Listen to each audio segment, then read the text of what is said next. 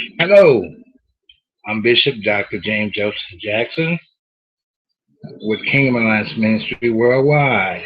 Welcome to another educational program. Amen. Well, what we're going to talk about today is moving forward. We're going to move forward with God. Now, how do you move forward in your life, especially in the kingdom of God? One of the things we need to do is forgive ourselves.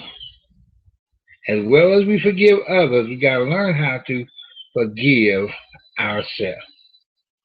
Even when Jesus gave us the prayer in Luke chapter 6, he told us how to, when the disciples said, Lord, teach us how to pray. And that prayer was about God forgive us as we forgive others. Amen. One of those others is ourselves. So what we're going to talk about today is how and look at some scriptures about forgiving yourself. And I think Paul had an excellent idea for moving forward with the things that's behind you.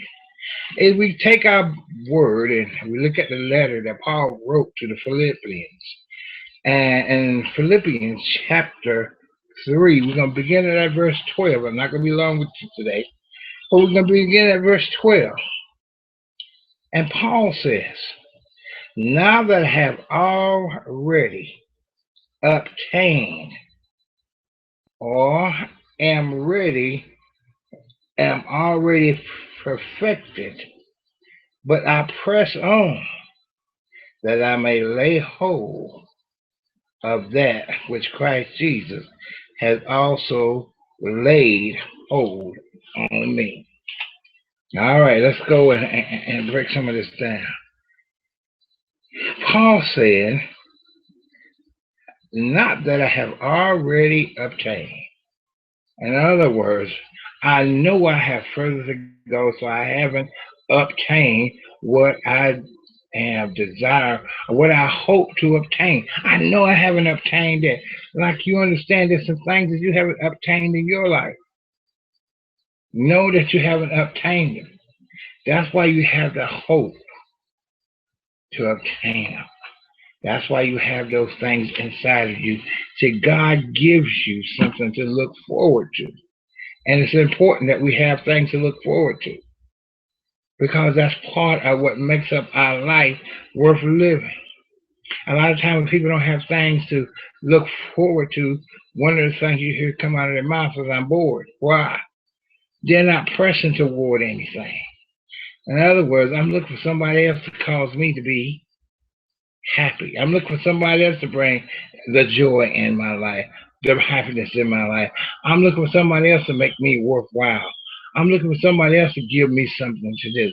Why? Because you have, watch this, hope. What's your hope? What you hoping for? What are you building for in the future? Come on. Or what is it that you're holding on to the past that won't let you build for the future? So, as Paul says here, he said, not to have already obtained or already am already perfected.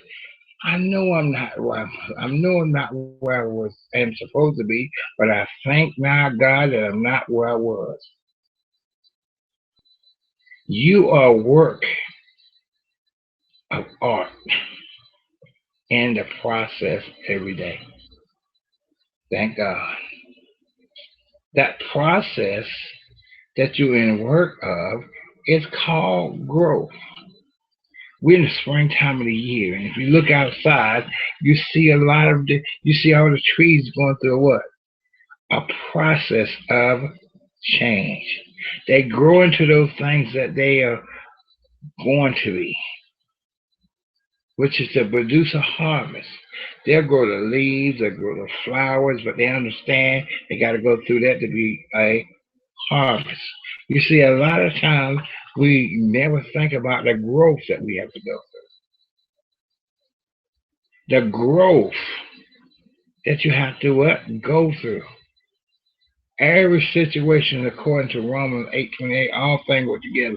All them things are getting you prepared to go to the next level of where God would have you to be.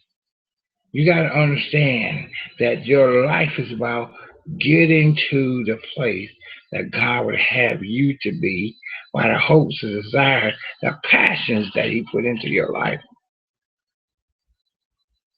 Those things that inside of us, God put there for a reason to help bring things outside of us, to produce those things in you so He can get out of you what He has in you.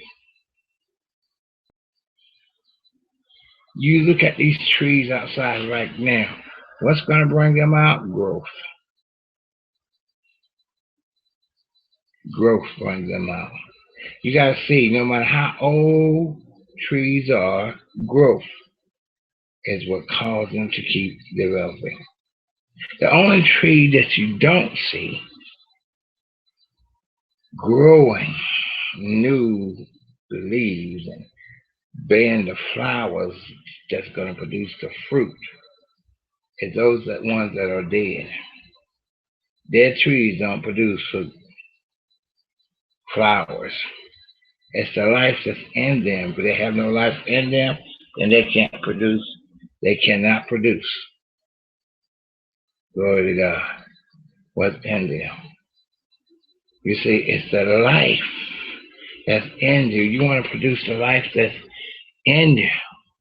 God give you a life worthy of living in you. Ain't God all right?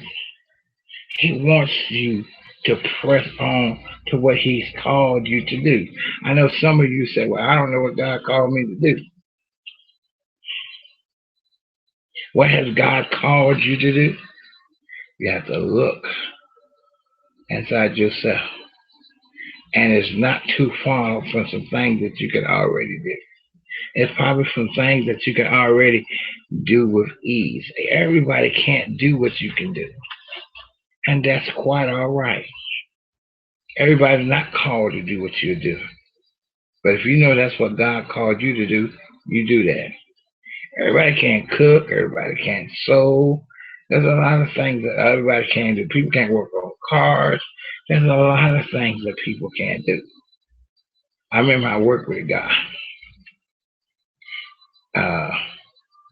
And this guy, they tried him on several different areas. You know, they tried to get him to work on machines. He couldn't do that. They tried to get him to deliver the machines. He couldn't do that. There were so many things that he couldn't do. Until one day, somebody else missed the day or called out for that day. And they said, okay, why don't you go and put you into this? And I said, we're going to put you in that slot to give you something to do for the day. And when we put him in that slot, his genius came out.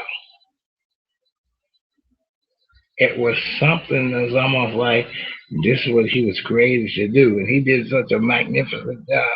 Matter of fact, he did so magnificent, he had people from around the country sending him machines to work on because he did such a great job detailing them. Now, the other stuff, it wasn't, but this painting machine, what he just loved to do.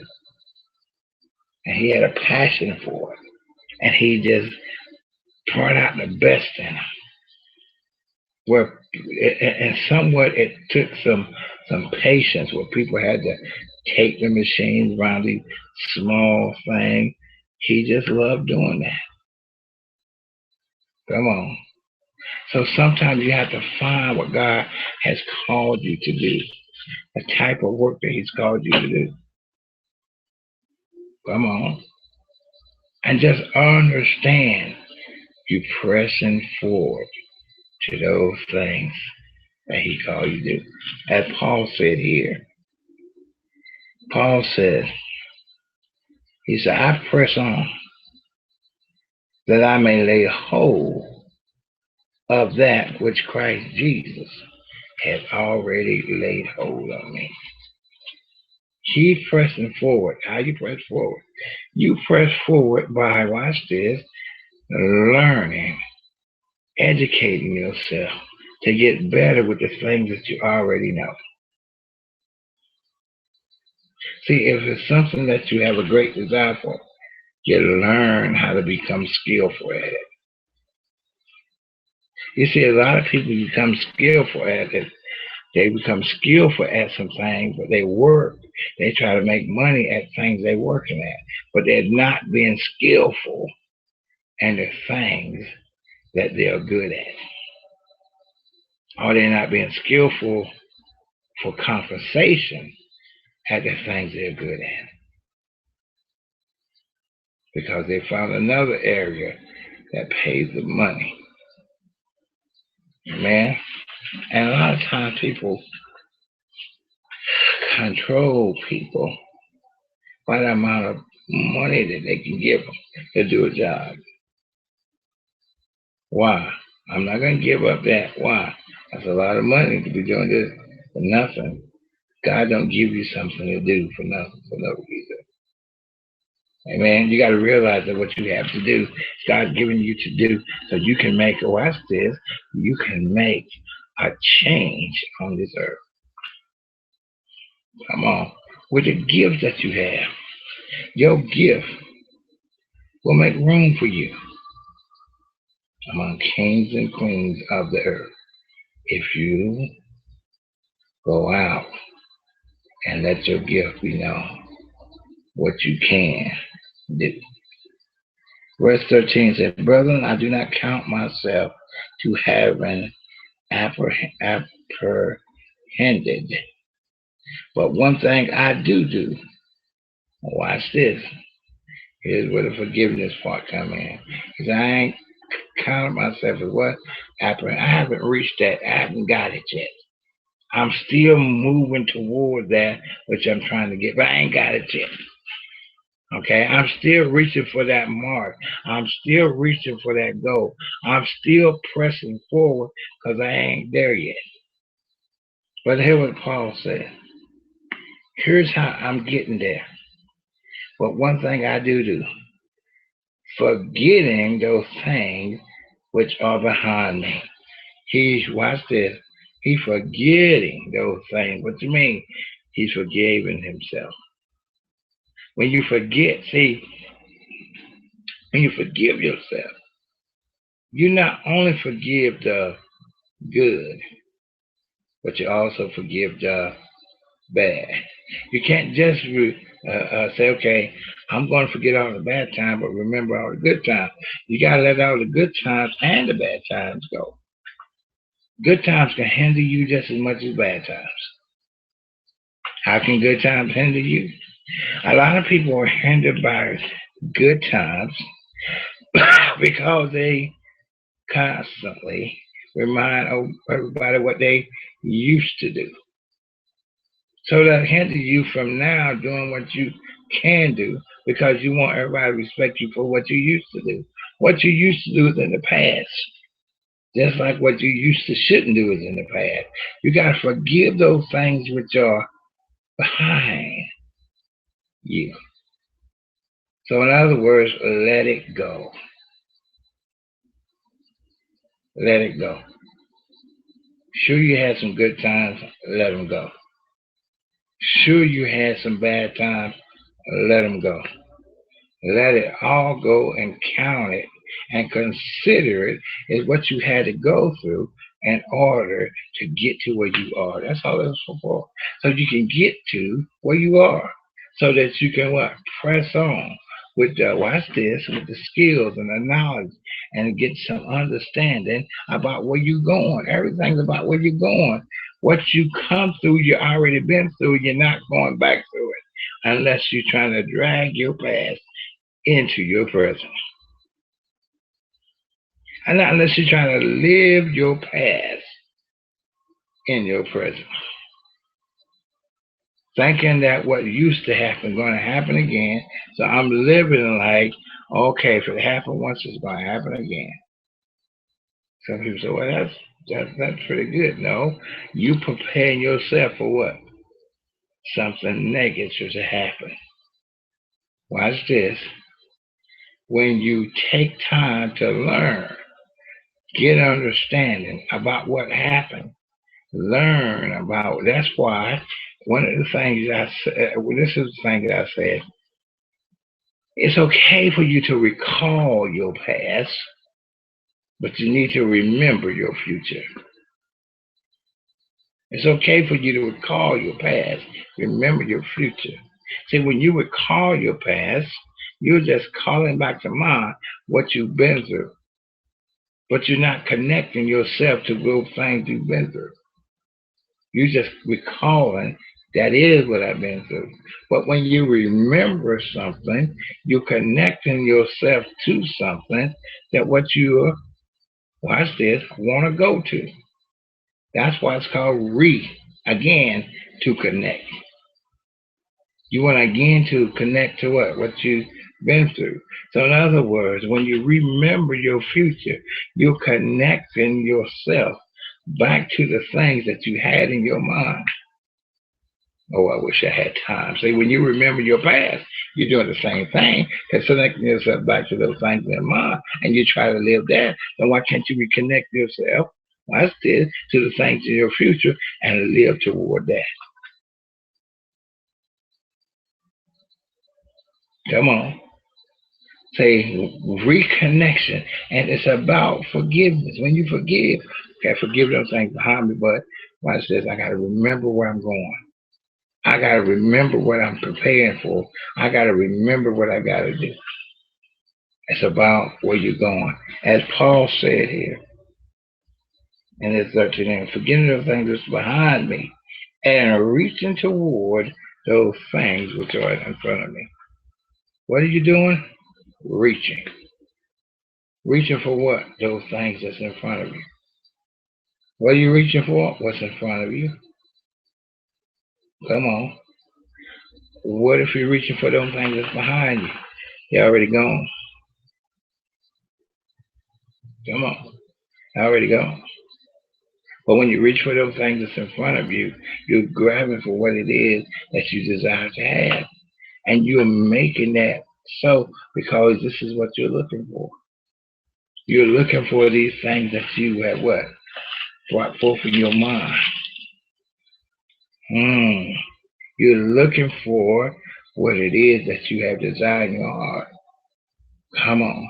And you making, watch this, you prepare yourself, when you're reaching, you're preparing yourself to meet that which is in front of you. Come on. You already met what was behind you. Prepare yourself to meet something in front of you. That's why it's so important what you say.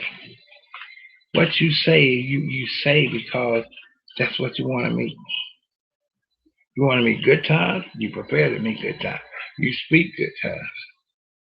You want to meet bad times, that's what you want to meet. You say bad times, you want to meet bad times. Okay, so I know it's going to be bad. Why? That's what you're expecting to meet. Where you expect to meet it at?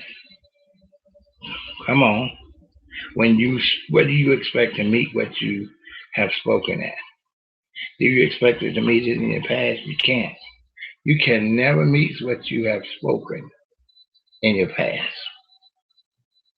Your past is over. You ain't going back to live it again. It's over. But what you are prepared to live is what's in front of you. Reaching towards your high calling, reaching for those things that cause you. I was reading that one of the things that cause you is your flesh. Come on. Your flesh does what? It calls. It puts callings on you. So you desire to reach the what? The flesh. Your flesh can be put under discipline. You can discipline your flesh.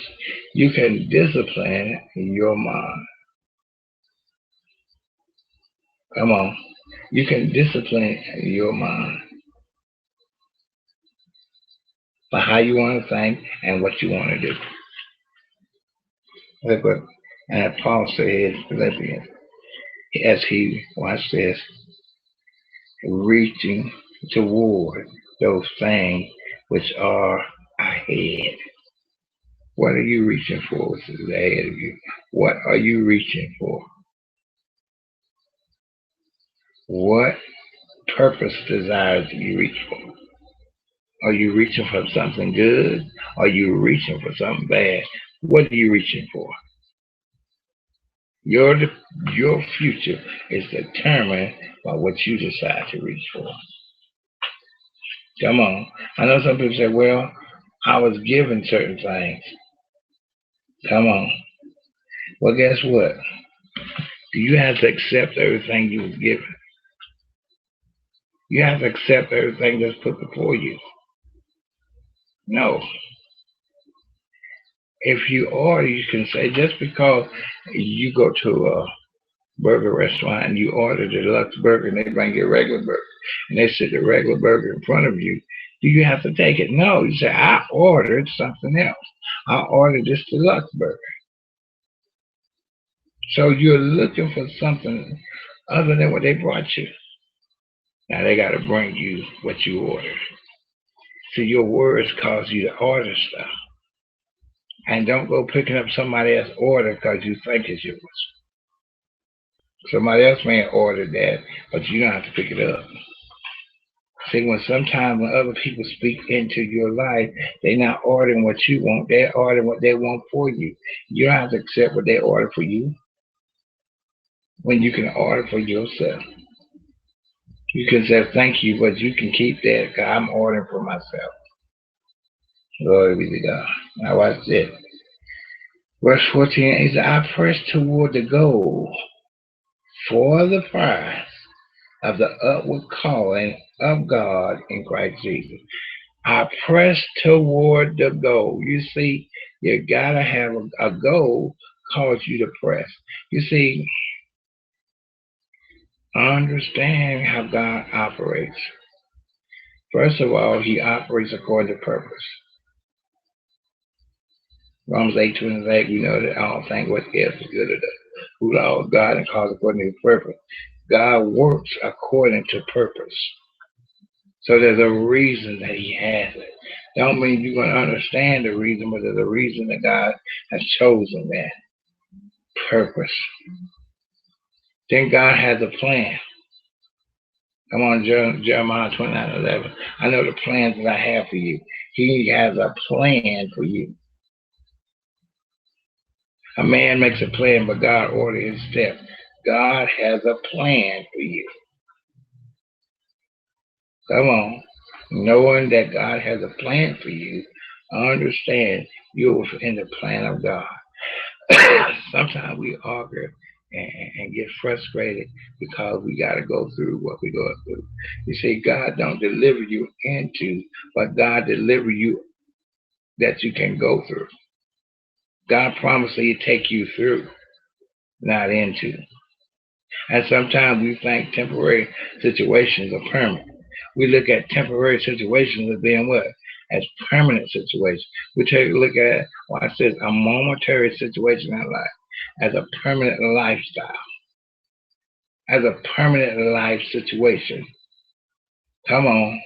It's not a permanent life situation. People give people names based on a situation that happened in life. But that was just a situation. Now they tag him with that situation. They give him a name that reminds them of that situation. But the situation is over, but then now somebody reminds you to keep living it. Glory to God. Trying to live a what? Live that situation that's what? God just brought you, God brought you up to take you through. But He didn't bring you into a situation to leave you. He said, I'll never leave you nor forsake you. So you know, God don't bring you into a situation to leave you, but He brings you to a situation to take you through. Come on. The Hebrews went into the fiery furnace only because God taken them through. They understood God taking. Daniel went to the lions, then God taking him through. When David faced Goliath, he knew God was going to take him through. We got to understand that the situations in our lives are not permanent situations, but things that God uses to take us through in order to get us to what He would have us to be. When you've tied yourself a permanent situation out of a temporary event, meaning that you're buying a house where you should have been driving through it in a car. God didn't, you see, understand. God said He's taking you through. Don't look at the situation when you think that this situation is what God has put on you for a lifetime. It's not a lifetime situation. It's a situation that you have to make a choice where you're going to, I said, trust God through the situation, or you decide you're going to stay in the situation. So we can make decisions to stay not where God would have us to be, but we stay where we want to be. So what's the situation that God has called us to? He ain't calling you, watch this, He's not calling you through. He's calling you to take you through a situation. He's not trying to keep you in a situation. The devil will make you want to think that God's trying to keep you in a situation, but God is already preparing you to go what? Through a situation. Come on. Weeping may endure for the night, but joy come in the morning. Why? You made it through the night. That's why God can say, no weapon formed against me to what? To prosper. The weapon is not going to prosper. Why? Because God knows how to take you through. He knows the place to get you to. But God is in the process of teaching you to do what? Keep going. That's why it's important, watch this, that you forgive yourself. Why? I can't keep myself in jail with unforgiveness because I don't want to move. Why? Because I think I got a debt to pay for something that happened in my past. I got a debt to pay for something happening in my past. Paul could have easily said that. Look, God, you know how many Christians I killed before? Matter of fact, when they was stoning Stephen, I held a jacket. But what did Paul say? Watch this. When we go back up here, Paul said, I'm not yet. In verse 12 or verse 13, he said, I do not count myself as having to apprehend it. But one thing I do, I forgive those things which are behind me. In other words, I forgive myself for all them things that are behind me. In other words, Paul couldn't have been who he was if he'd have been focusing on what he did when Stephen was stoned. Paul could not have been the person that he was when he thought about all the Christians that he had sacrificed and killed in the name of Jesus, in the name of the church. But what he had to do, he had to forgive himself. Why? For a greater calling. You got to understand, when you forgive yourself, it's for a greater calling. Glory to God. Even when you have to ask for forgiveness, once you ask, that's all you can do. Whether or not another person forgives you, you're not responsible for that. You're responsible for asking for forgiveness. Amen. Now, if they, watch this, if they don't want to forgive you, if they want to harbor that bitterness inside of them, then what the bitterness would do was turn something inside of them to evil. Or, let me say, It will birth an evil in them. Their unforgiveness will birth an evil. Amen. That's why Paul forgave himself. Because God forgave him. If God's forgiven you, you gotta forgive you. God knows what you've been through. God knows what Moses had been through. God knows what Abraham had been through. God knows what Peter had been through. Come on. See, God knows what Judas Iscariot had been through. God knows before he chose them, he knew what they had been through. See, you have to understand when God forgives you, he already knows what you've been through. He knows everything about your past. Come on.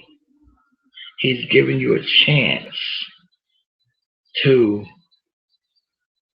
come along with him in agreement to work and to fulfill them things in which you was purposed for.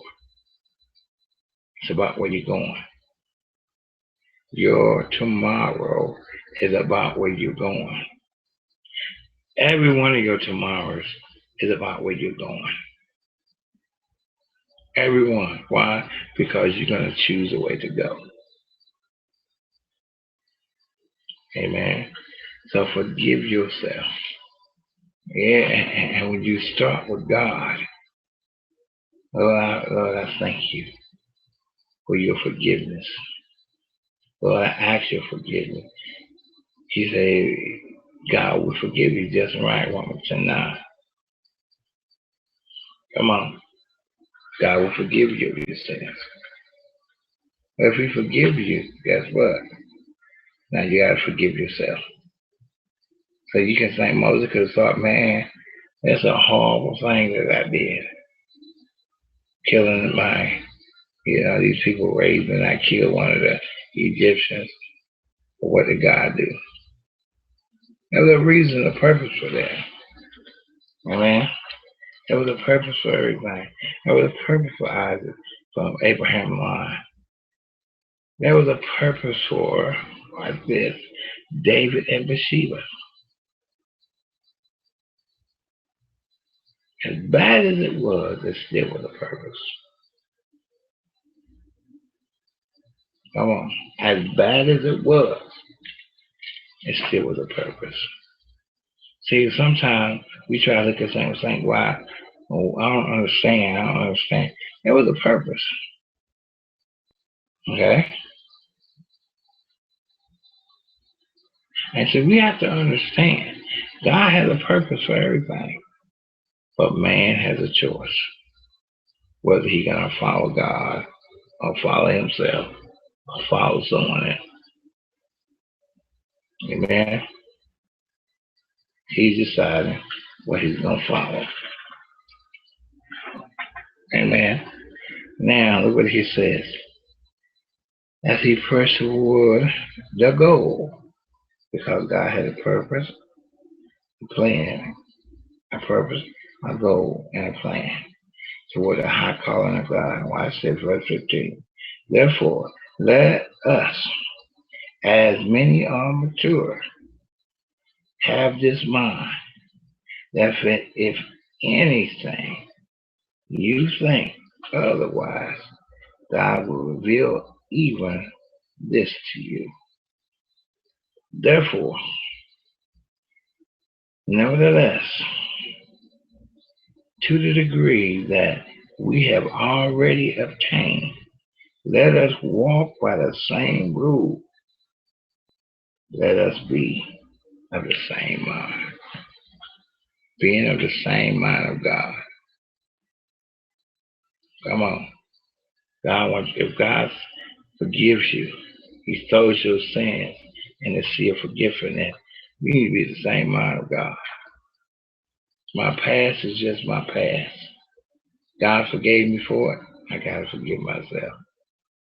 My future is about where I'm going. And that's what God has planned for me about where I'm going. Understand this. You see your past as where you've been. God sees your past as where you're going. Come on. You see your past for what you do. God sees your past what he created you to do. Glory to God. So in other words, forgive yourself.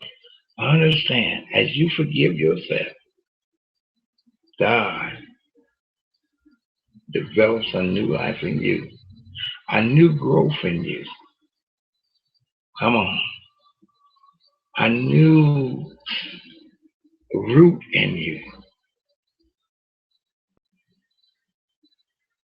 Because as Paul, and that's about all I'm going to read for today.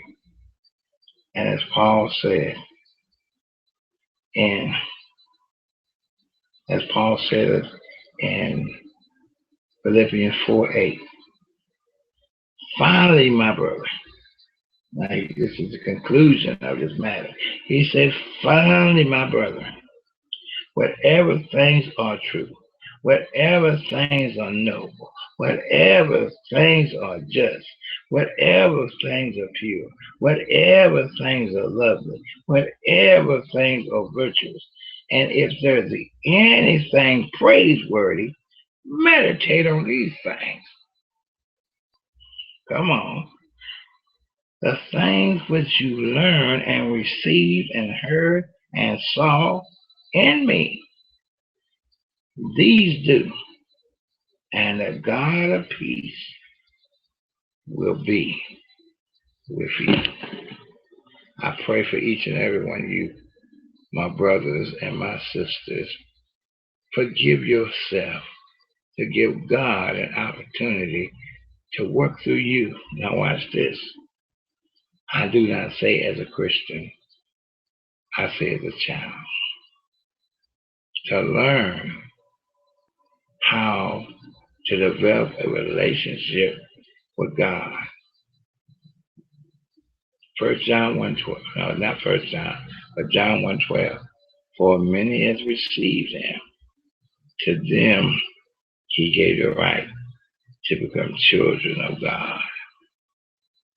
So I'm saying to you to develop this relationship with God, become a child of God, and learn about being a child of God.